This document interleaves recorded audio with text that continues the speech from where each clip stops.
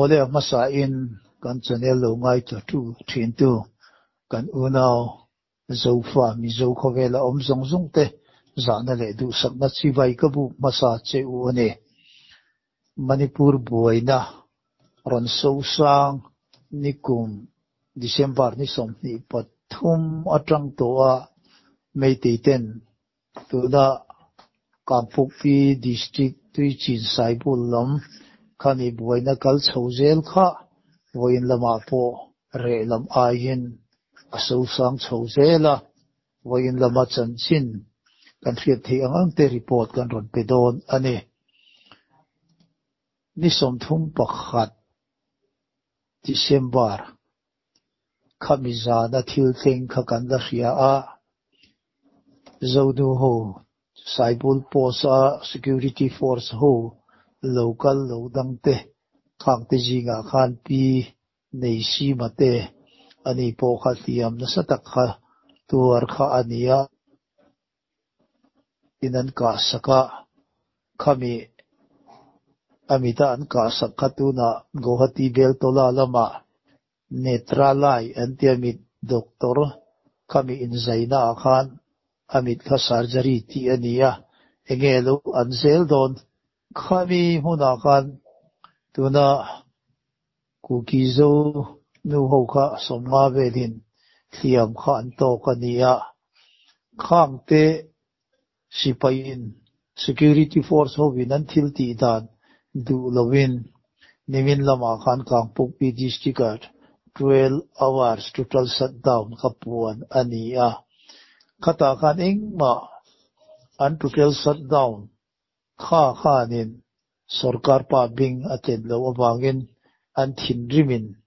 voina 24 hours total shutdown puan le kha ania hemi awang hian Tingnopal district lama Tingnopal le more vela po mepuin sit-in protest an neya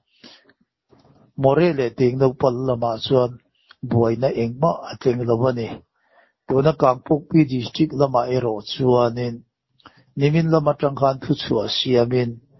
naktuka total shutdown puan ani dona Kangpokpi khopui chung le a chevela mi om zong kalvek turti in thu chua an siama bazar te sikul te dor te khangkatu man khon lo tur tin tu mani tu na awanga fe chua lo tur lowa po ni rose huana po ni rose tu ma kal lo tur dam lo hey pitar putar le dam lo ho khang kha chu thu han ni se nung dama oma khatiang reng khatu ma akal lo thei lo tur ti in thu chua kha siam ania chumi awang chuan Thomas Ground Kangpokpia mipuitam takan kal khoma buaya tanga tun hun thing hianin voi in ni anga mipui kal khom angkhanin kal khom adin ni ngai lo an tam hle ani ti kha chanchin kan lo hriat wa ka mipui pung khom te khanin DC office lama kalin DC ne na hei iram chunga saibul tuichin lama security force te ho an ron luta nang mala chun engma ka hiat tuilo iti boxia chuwangin hei voi in atangin hun rei lo te chu lo chol ha damla office apo ikal ve khera tu loveti in wakalin me pui thin rim khanin sabi an la a DC office kha an kal ta a in aget po an kal sak po kani khatiang khan sumizo a chuan an kal le a SP office lama SPO office a wakalin oi SP ne na Nangpo district khata SP ni ve si in iram chunga security force lo du te po ka hiat pui lo iti boxia chuwang chan nangpo hi ti in a office ka vakal sakha antumania amaro chu Kangpokpi SP khanin ni pui pung khom ho ne na khanin nin lo he thiamula tu na hian helaya ka police te nen CRPF ho nen tuna tui chin sai bul lama khan kan wakalanga security force lo ho kha kaba huai thavek do na ne ati in mi puite he da khan dar kar thum chung kha hun ange na ti khan mi puite po in an lo ngak ta a ti chuanin zanin tlai dar vela khan SP chu ron hole in khata khan Saibul Post Security Force Central Force Duty ho kha arwai tha thei si dawa khami thin rim khan mi puite chuan tuna SP office ka an lu ta a lungten an voma chanchin kan lo hiat dana chuan SP Manoj Kumar po hi achala lunga vom sakania thisente akai niang nongani khangte po kha a viral hu turin a oma tichuan SP officer ho CRPF le police ho khan mi pui pung khom ti kha an kap ta a tuna tear gas le bullet rubber bullet te po aniang live silai mo po kha ani ti te kha khiat ania hei atiama te po kampu pi dam do ina te huai tlen anni to ti te kha khiat turin a omboka chuti ang chu ania tuna kan condition hi mei te ho nen kan kar buaina a hianin hei kan ni pui nu ho khang ho an ngai sak dan khatianga mei che om nem po dim lova rubber bullet an mita te an kha sakha du lo na kha khalan tir zel ani awangin hei buaina hi aso sang zel don ni te po hian alanga hei engtin nge malama hian thil om zel don kan hrelowa kan in biak po na ber kan WhatsApp group a te po tu na hian engma riat turin a to lova chuti ang chu tuna Manipur kampu pi lama kan condition thil om dan ania hei 24 hours total shutdown puan ani awangin meite tuna imphal kho pui chung vela an supply motor tam tak chu konga an tang khang bokani khangte po khamu turin a boka tin adot le ka han soidu le chu boina khanin Manipur governor North Thar Laklu ania chumi Laklu na Chief Minister Biren Singhin athu soina a chuanin nimin lama ngai dam ka indil na chungchanga khan Congress howin ani lo zongin politics lama a kha an herluta ngai dam ka indil na kha engdang nilawin meite Manipur hun rang ranga omte an in le lo an hal saka in le lo nei to lova ridip ke ma kumni lai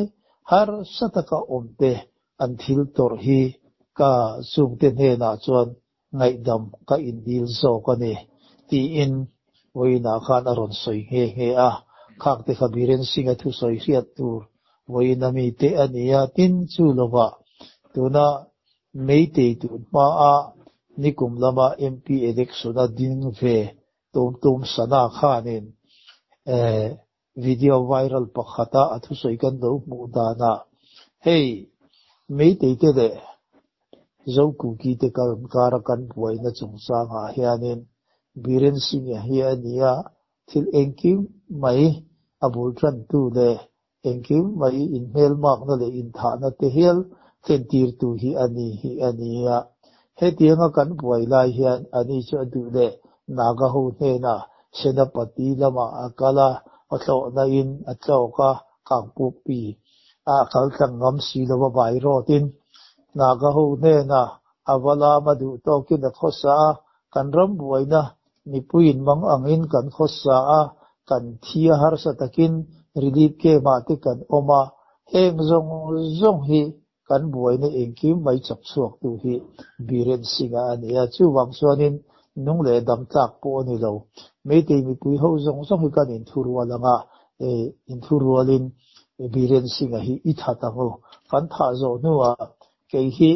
Chief Ministerin min thangula ama a Manipura in rem dial kan ang khanin tir dan tur chu ka ngai tu adona ni ti tin tum sana thu soi kha mu turin a boka tin chu lo le pakhat chu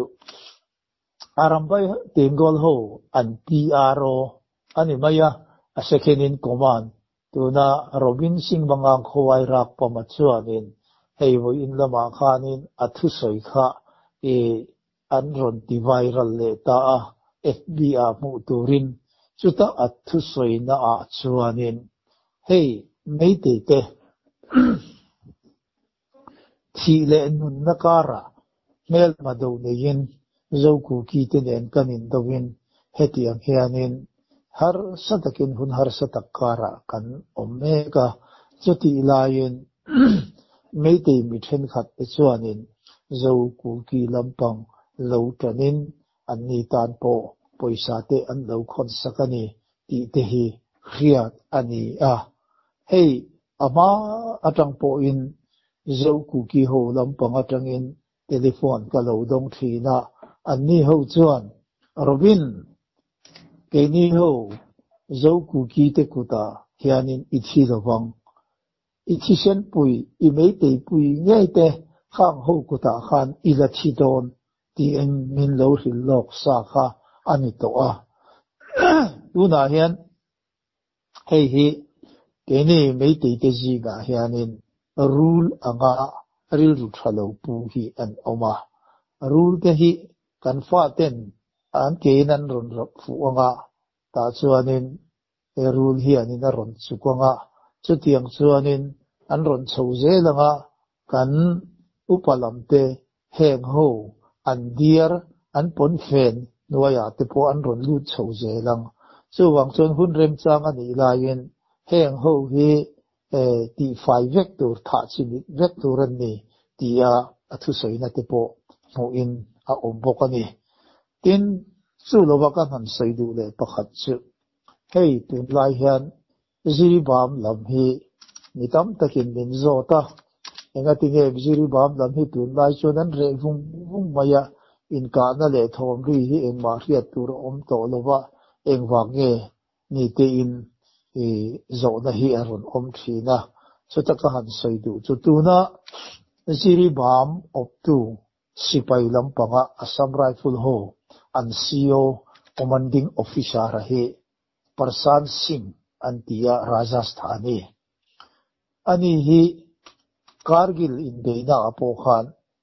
gallantry medal huaisen lom mandong ve ngat ania hei kan han riat tur pakhat chu ziri bam bial kan tia hianin zo ku ki tenen meite te hi in hai te te a cheng an ni hloma chuwang chon ziri bam district zonga hian tuna APSPA kan ti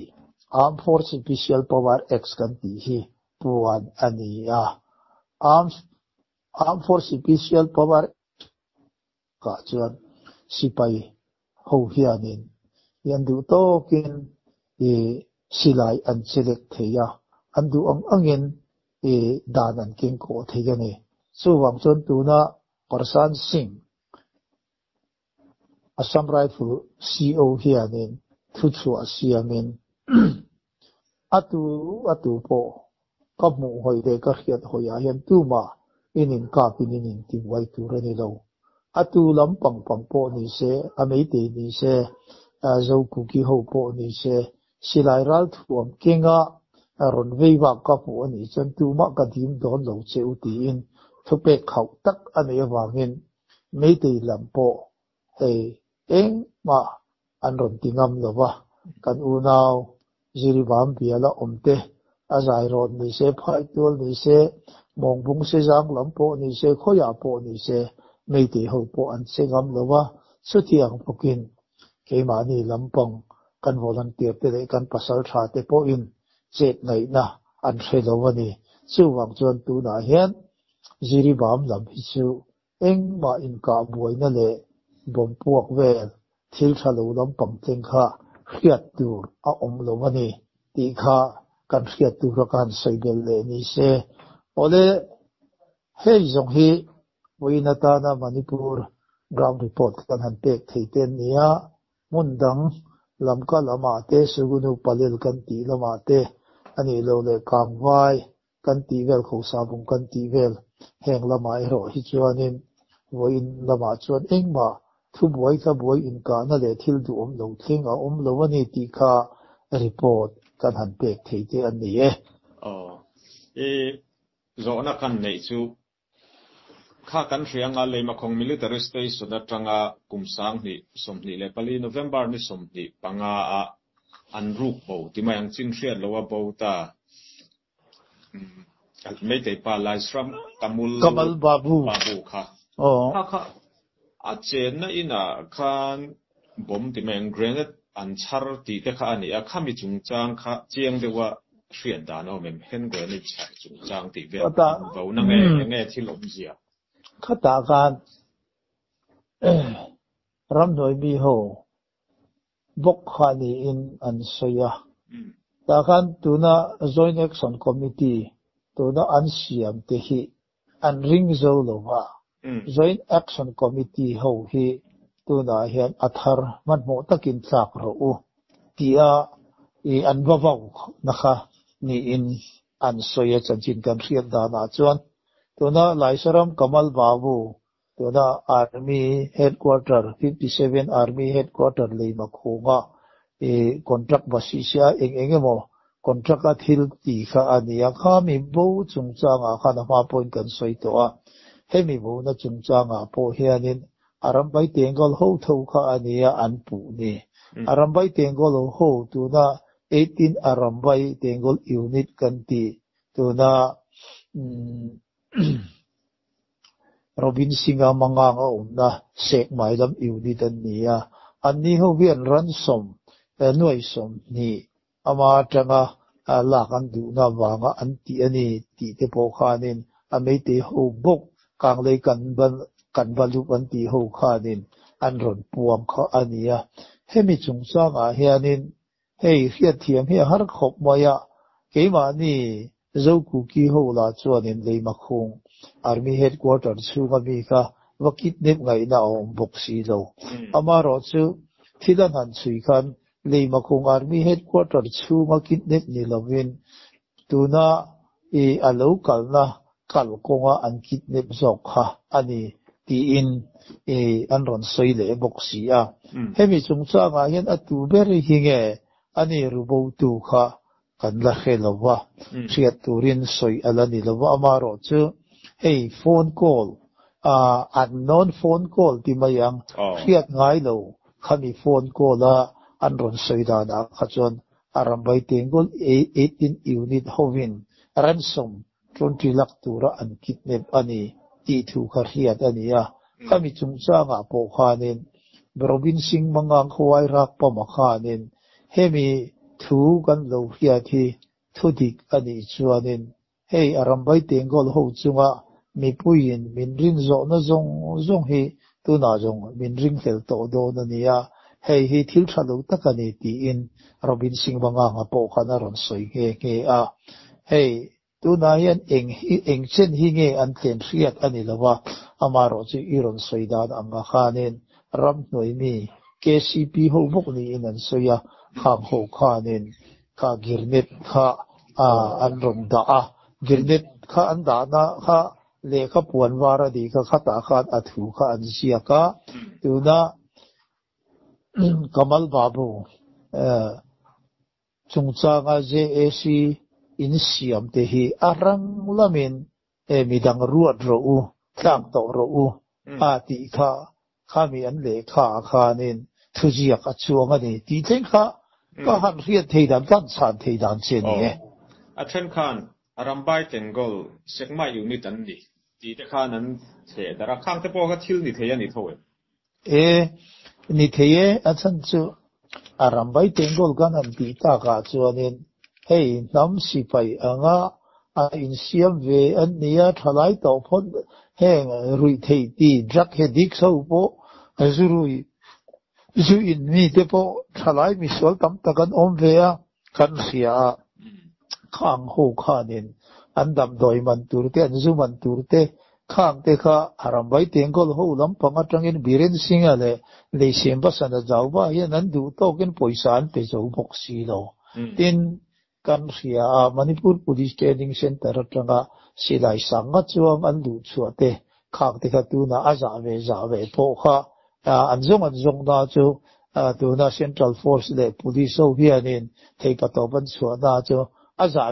ve po an la mu lo ani khang silai tam tak te kha mi pui van chang tu na arambai tengol ho hon tin le ram tina khatia om dar kha anita a khang silai te kha aru ka lo da pol po mi tam takan omani khang ho kha nin tu na hianin phal kho pui chung le chevela poisa khon nan an manga arambai tengol ami misual tak ho po khan keni hi UNLF kan ni ti in UNLF ming chalin thati khan ni puite jinga le mi hausa emo contractor emo dorka emo khang ho ne na khanin khang silai nen kan kalin sum khon nan an manga khatiang khanin ram hnoi mi chi rang hing kha pu khanin an du na mun poisa hi heti hianin by force hianin chu sak theina na an chu saka khami atana tuna lai saram kamal babu singh po kha kem chunga contractor navel thokani awang khanin poisa tam takani dona an rin wanga arambai tengol zinga po amisual ho tuna rui thei ti pol ho khanin an lo kidnap ni khan an non telephone call khan aron soyani ti kha kan lo hiat thei dan ani rui hlo kai noi chung changa khan nimin kumsang ni som ni le panga January ni khan First Manipur Rifle mi le sa kha an mana chuta chuan opium kezi som le drum zahni zet kha alo tolani ti top mayang chu a poisa zong phei chuan a vai bel chetel fe ania chu Twitter kan ti mai X nita hian Manipur CMN Biren Singh hian atar langa heng mi te hi ram mel ma an ni ram ti chetu an ni atia chuta chuan mi pakhat khan alo komena ama Biren Singh nge hi amen sona chuta a komenda na chuan a heng mi te hi eto cha drug cartel kalam dikang chu ka helawa eto cha ti nge eto cha tun haya delia anman Delhi police tena opium kezi somnga nena anman te jinga mi di na langa tin thu kan han hria danin anman te jinga khang Delhi police na anman te jinga patni po kha tuna Manipur CM Biren Singh political worker te jinga mi ne pakhat anau pangjok phei hi chu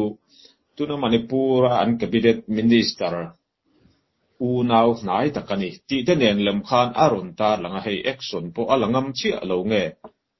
khami chungchanga khan Manipur police le hetiang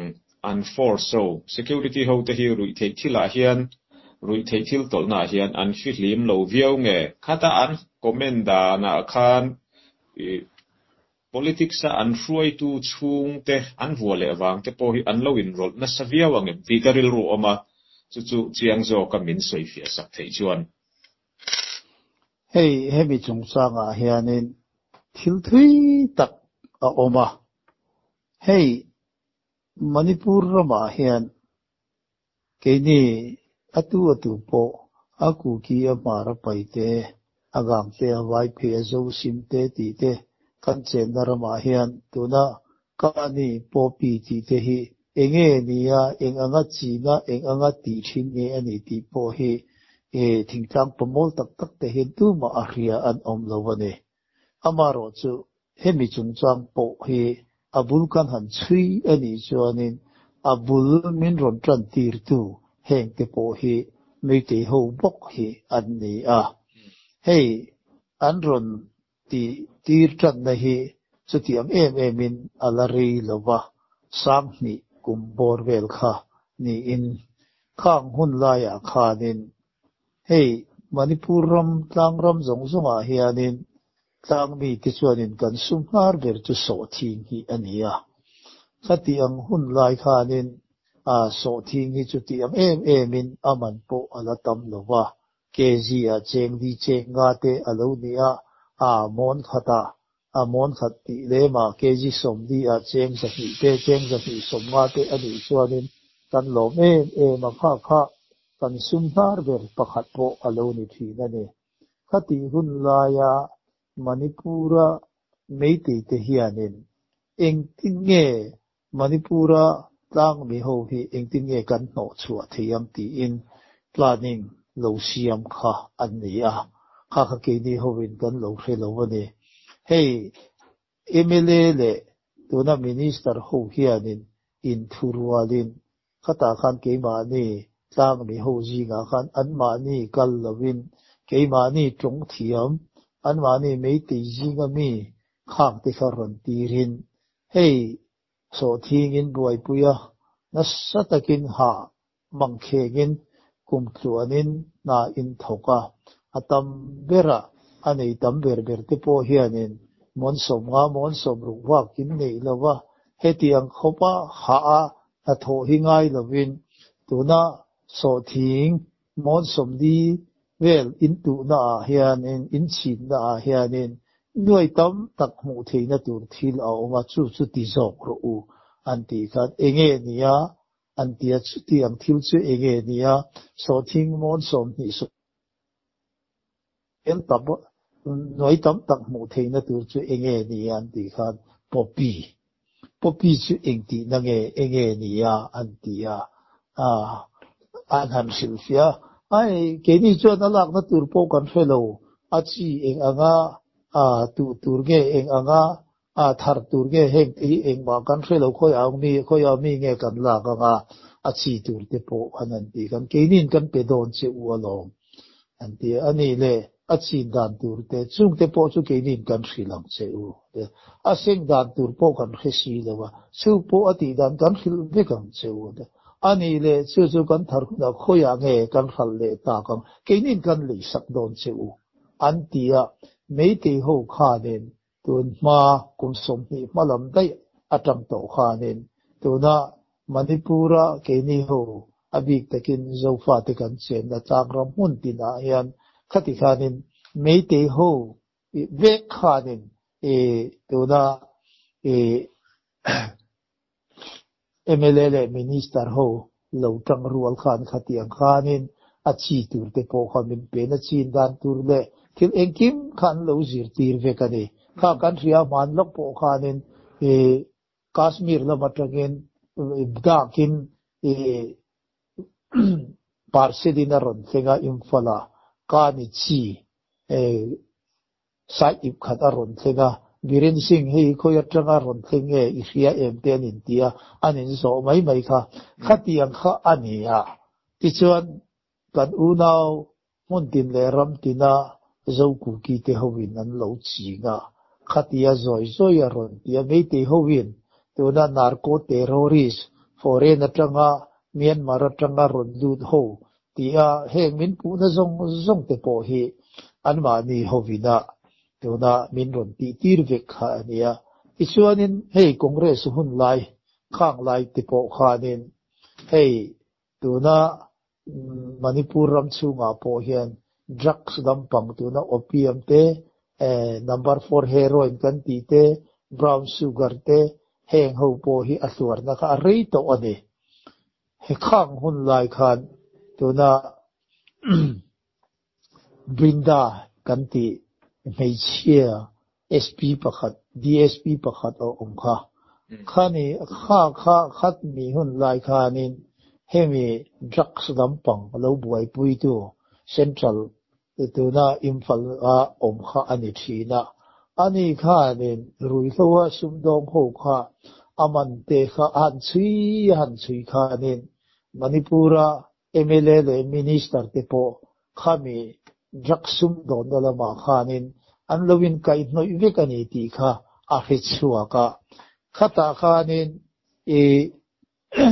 report ape chu an mandu talawa khami thin rim khan tuna DSP tati thono jam Brinda ani po kha DSP ani na atang khanin resignation ape a in ban nge ke ani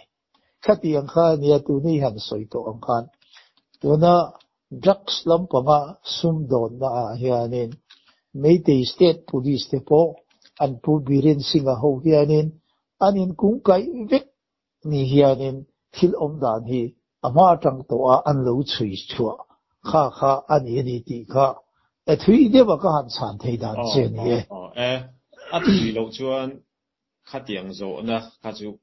chan chi pon ni lo wa a chiang lo wa toi te a sei fia chi ani lo wa chiang de win min frila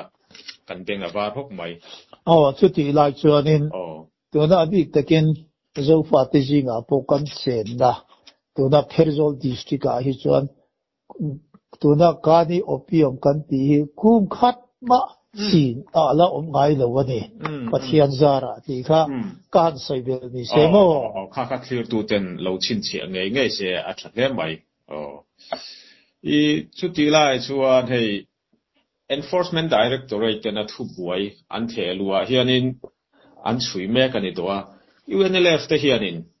kum sang hei som ni pathum July tha a khami kan han buai waka khan Imphal Valley vela an meitei MLA paruk te ne na tangin sum tam tak an mu ti kha a injia ka charge sheet te po an jiak luta chung sing a chuan BJP MLA Rameswar Singh te tin Khemchan Singh te Komkham Ravindra Singh ti te Anpar ti GS Premananda meitei ti te Chubaka Manipur Assembly Speaker Thokcham Satyabrata Singh le Congress MLA Keisam Magachandra Singh te khang ho khanin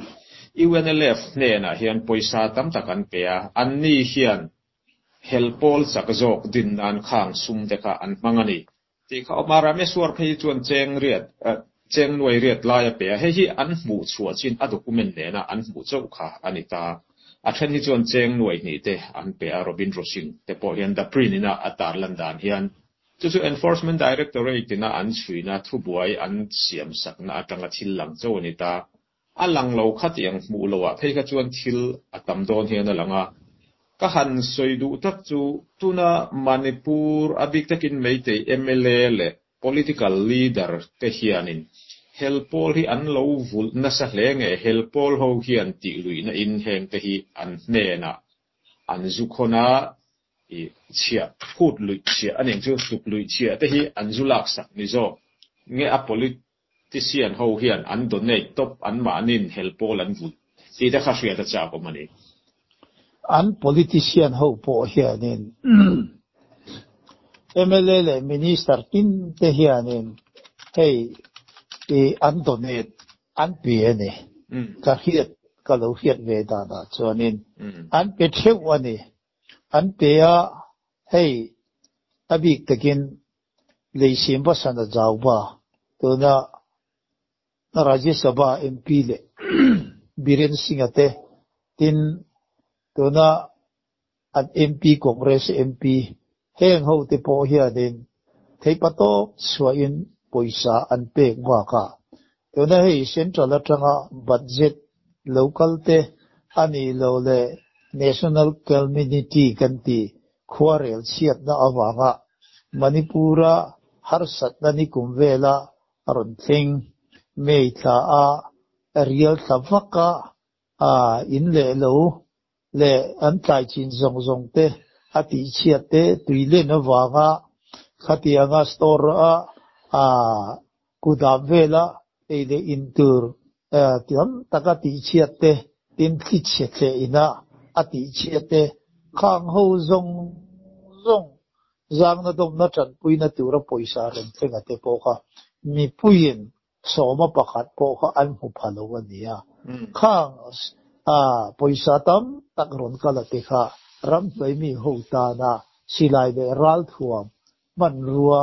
an le nam te le yoda arabai tengol ho an mi vul ho heng ho e le intur te khang ho zong a khan an mang ta kha aniatin ni china ram noi mi ho hi an bat je da tang po hianin chuan lam siamin ram noi mi ho pol rang te ho tan po hianin sum hi an pe ni hei ram noi mi ten source of income hi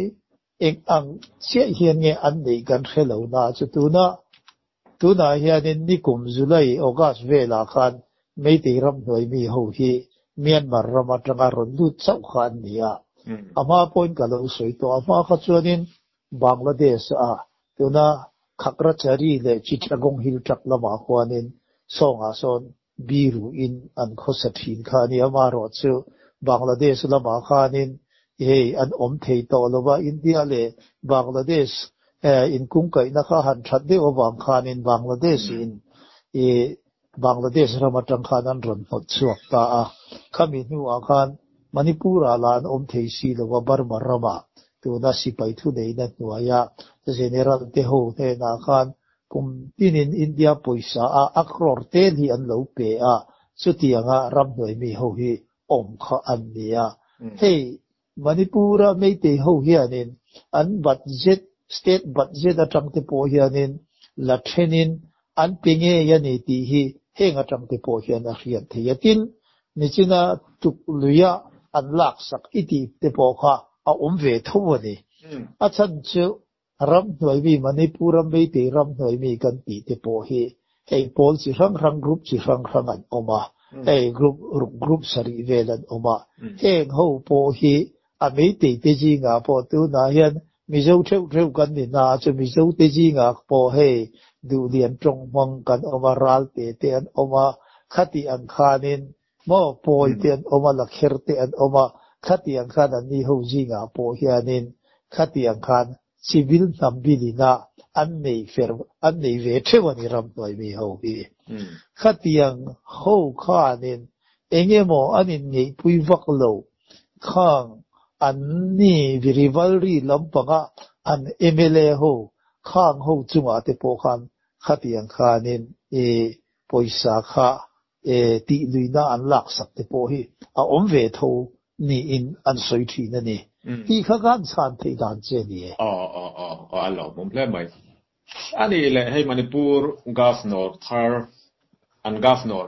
som pariana Ajay Kumar Phala kha rin omna thu tiang tirin an la luta chuta chun Manipur chief minister N Biren Singh hian kan governor thar hian Manipur buaina hi a hrechianga atia afa zong khan achungchang hi asoya nangma rilruwa nangma ngai da ni ngatuna governor ron omta hian Manipur din una hrechiang viawani chuan a thalamin nge a chelamin thil akalang tin governor hian thil ti thei anei lian viawangem tuten nge tangkai puizo kang ti te kha hriatan cha kom dewa tuna local po hi keini Manipura zofa omte heng ho hianin kan tangkai pui tura ka ring lova achan chu tuna hianin kan MLA te ni se kan ho tu lian te ni se kan dik na le kan dik na kan thiam chan na heng ho po ma an he na hian kalin kan va soi thei chuang lova tuna hian Imphal kho pui chunga omani awangin mei te ho hianin an du phua chopin engpo an soi thia chung te chu kan soi ve si lo kha chuanin alo ngai tlangain alo ring jok don ani ti hi keima mi malina kalo mu dan ani chu wang chuanin kan that pui in ka ring lova mei te ho jok hianin an chor tang kai jok ang ti kha keima mi malina kalo rin dan le kalo mu dan ani tuna Ajay Kumar Phala voina governor tura an enge char sa lak na kami ceremony apo khanin kha Biren Singh khan soya mania Manipur boina chungchanga ga idam ka indi la sorry kati na chungchanga po khanin congress ho lampang hian ani lo zong in a politics zong hian an ron la le peka khang po kha sorry kati na chan po kha midang ni lovin hey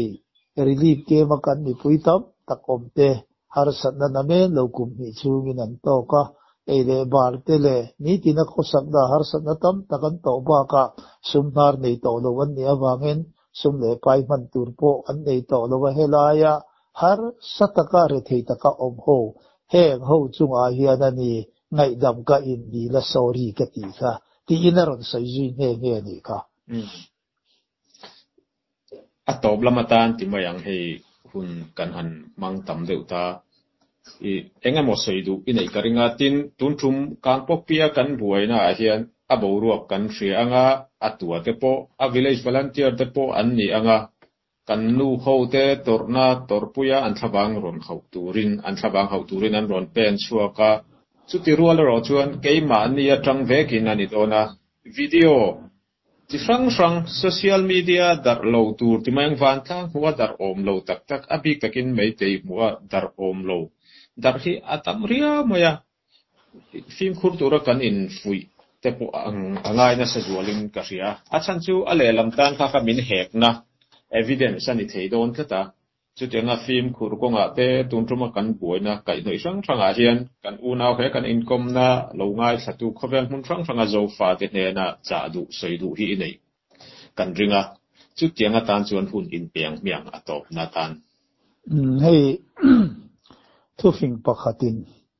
isuan ma in itlak na tur en masaro ti ang deu khanin hemi buaina nen in kung kaya video maniral thuam tenen emo engemawa in ti thupuina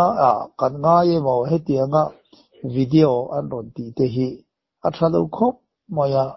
ti lo chi ania heng zong hi nakina chuan evidence thataka an ron nei tur hi ania kan mel ma lampang le tuna National Investigation Agency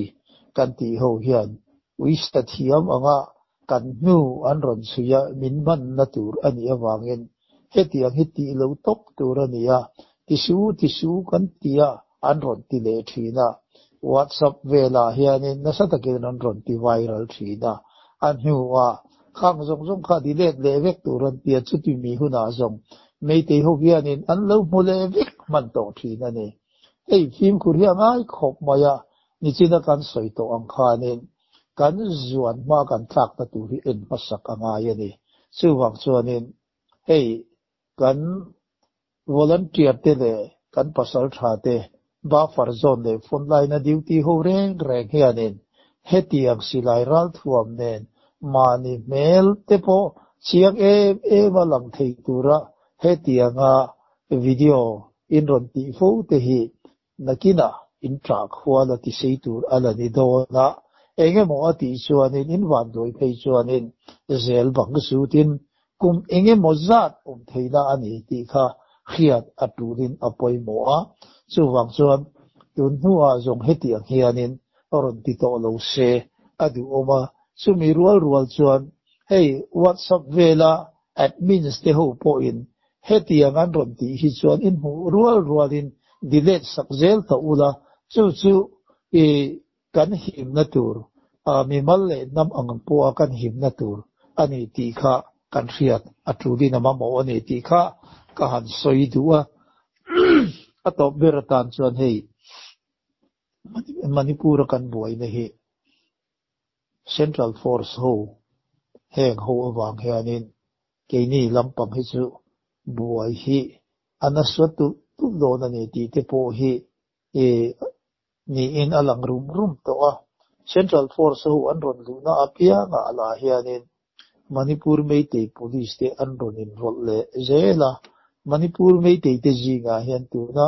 Arambay Tengol ho po Manipur Police uniform te ha in khatiang khan an jingan ron in zep rule a khang ho kha Central Force ho chuan police nge Arambay Tengol kha an lo khang to si lawa khang Arambay Tengol ho kha keima ni zo fa te chunga nun ron taron ti tu le thuru petu a khan an tang le zelta hey state police ho reng ke hi chu rin zo tu hi pakhat ma an om lawa Arambay Tengol le ram hloi mi te nen po hian in thu ko pa in thu mu bek an ni ani chuwang chuanin hey kan malama hian engting thil aron omzel don ti hi kan khelawa amaro chu ti laya ka han soidu ber chu kan hautu kan mala tu te hianin film khur taka in thurwala ma anlak hi apoimo tak sidani Central Force ti an ron lu je langa kan ram kan duty post te hi amatiam hian heti hianin an ron lu je langa สุดที่ยังจนตัวน่ะกังปุกปีลำอันรุนเบีย